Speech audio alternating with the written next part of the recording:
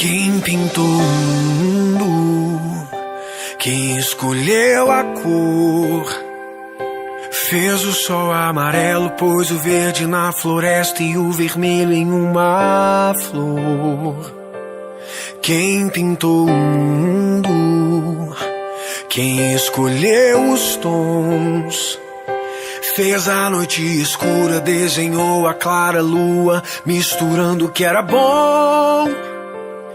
O maior pintor do mundo está pintando a minha história, e ela não tinha cor. A cruz foi o pincel do autor. O maior pintor do mundo está pintando a minha história.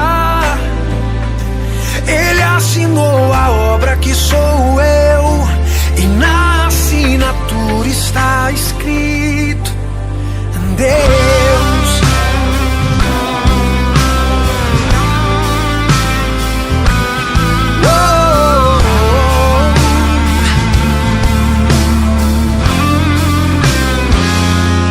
Quem pintou o mundo, quem escolheu a cor, fez o sol amarelo, pôs o verde na floresta e o vermelho em uma flor.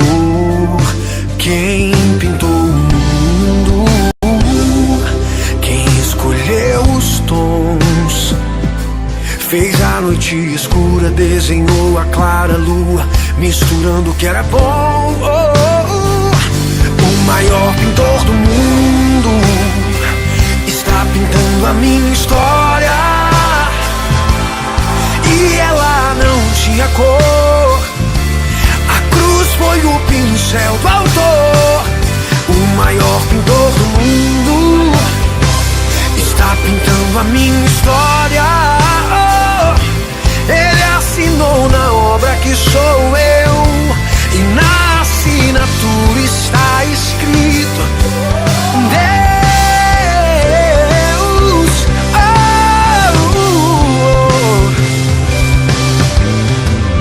Pintou minha vida com o sangue derramado,